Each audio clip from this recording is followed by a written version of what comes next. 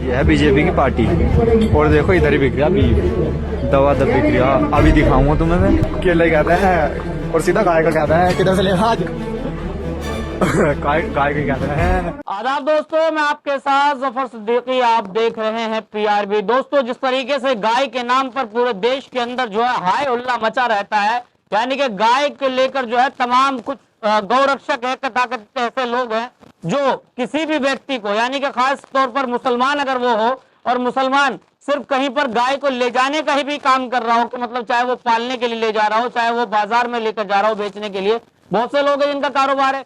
लेकिन वो अगर मुसलमान उनको मिल जाए तो फिर उसकी खैर नहीं, चाहे उसकी जान लेनी पड़े, चाहे उसको मार मार कर इस कदर जो है अधमरा कर दिया जाए, लेकिन उस पर कोई कानून व्यवस्था का कोई सवाल नहीं उठता है। क्योंकि एक दो नहीं बल्कि सैकड़ों मुसलमानों की अब तक गाय के नाम पर हत्याएं हो चुकी है। लेकिन हत्या करने वाले कौन लोग हैं और उनको जो खास तौर पर समर्थन दिया जाता है, वो समर्थन किसका मिलता है, इसकी बताने की जरूरत नहीं है। यानी कि मैं किसी का नाम नहीं ले रहा हूं, क्योंकि एक संगठन गौरक्षक के नाम पर है, जिसकी जो है बड़ी एक गद्दी जो है वो योगी आदित्यनाथ के हाथ में भी है।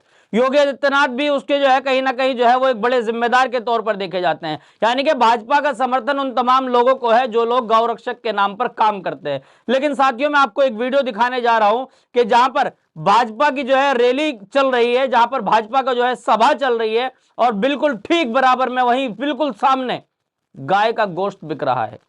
साथियों, जो लोग राजनीति करते हैं, जो गौरक्षक मुसलमानों को, मासूम मुसलमानों को मारते हैं, कहीं पर जो है सिर्फ मुसलमानों को नहीं, मैं आपको एक खबर और दिखाऊंगा जो आप शायद पहले सुन चुके हैं, किस किस तरीके से लोगों की हत्याएं की जाती है, बशर्ते कि बस मुसलमान होना चाहिए। यानी कि देश के अंदर हिंदू मुस्लिम का मुद्दा मिल जाए तो देश का तमाम मीडिया जो है उस पर जो है बुरी तरीके से सुबह शाम जो है उसको सिर्फ एक मसाला मिल जाता है कि हिंदू मुसलमान कहां हो रहा है।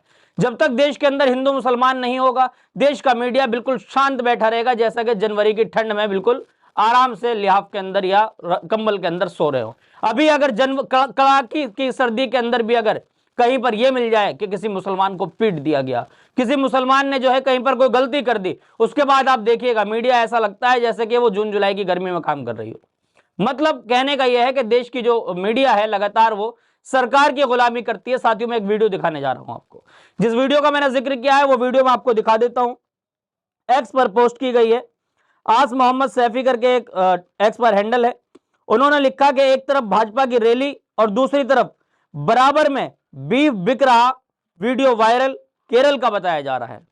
साथियों, आप इस वीडियो को देखिए, आपको समझ में आ जाएगा। ये है बीजेपी की पार्टी।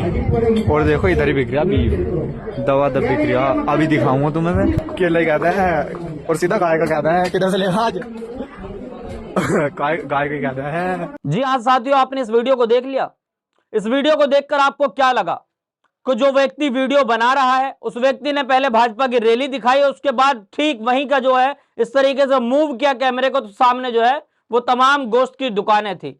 मैं इस बात का समर्थन नहीं करता कि जिस देश के अंदर हम रहते हैं वहां का कानून अगर यह है कि वहां पर गाय को काटना ठीक नहीं है, वहां पर एक बड़ी आस्था लोग रखते हैं, तो बिल्कुल ठीक है। मैं समझता हूं कि जिस तरीके से पहले भी जमीयत उलमाए हिंद ने इस बात की आवाज उठाई थी कि गाय को जो है वो राष्ट्रीय पशु घोषित कर दिया जाए, यानी कि जिस तरीके से और बहुत सारे राष्ट्रीय पक्षी हैं, बहुत सारे राष्ट्रीय पशु हैं जिनको काटना पकड़ना, उनको जो है इस तरीके तमाम चीजें वो गैर कानूनी है, इसी तरीके से गाय के साथ भी कर दिया जाए।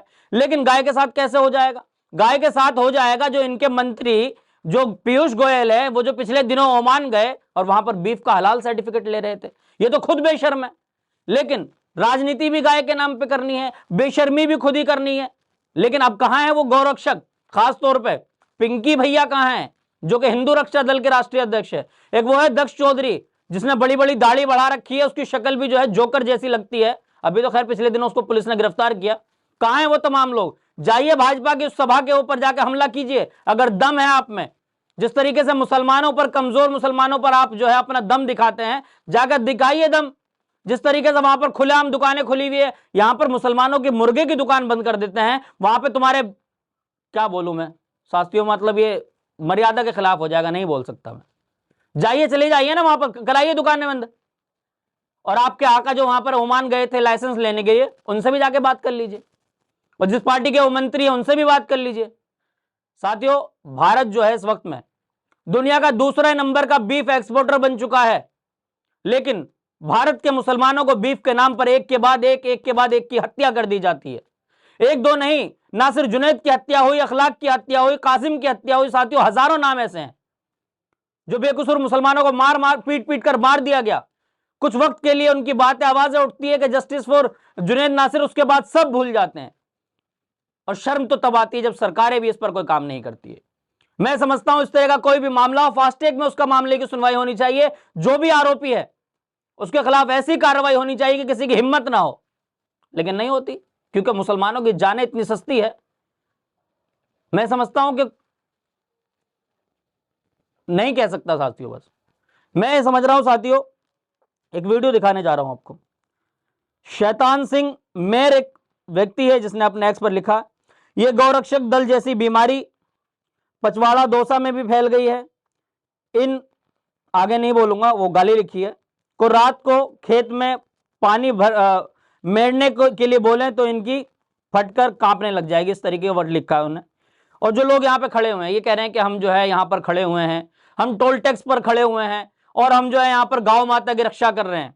आप इस वीडियो को देखिए, ये गौरक्षक क्यों नहीं पहुंचते हैं वहां पर जहां पर भाजपा की रैली हो रही है, बराबर में बीफ की दुकानें खुली हुई है।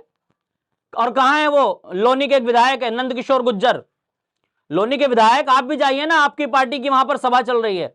आप तो यहाँ कमजोर मुसलमानों की जो है दुकान का शटर बंद कर देते हैं, वीडियो बनाते हैं मैं नंदकिशोर गुज्जर हूं। जाइए, दम है तो।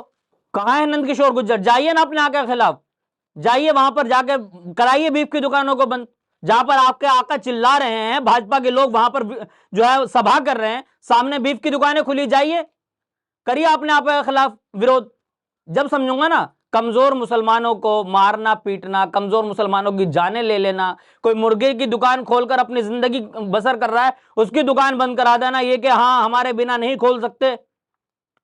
आपके आका उनसे भी बात करिए जो वहां ओमान गए थे, जो ओमान गए थे ना लाइसेंस लेने, उनसे भी जाकर मिलिए। इस वीडियो को देखिए साथियों, मैं जिसका जिक्र कर रहा था कि हम गौरक्षक है, इस वीडियो को देखिए। जय श्री राम, जय गौ माता की। मैं पचवाड़ा गोरक्षक दल से धनुष डिफाल्टर और अपने साथ में दौसा के भाई है गोरक्षक दल से और बनियाना टीम से। तो आज अपन टिटोली जो टिटोली टोल है वहाँ पे गौ माता के लिए गश्त देने आए हैं सारी टीमें।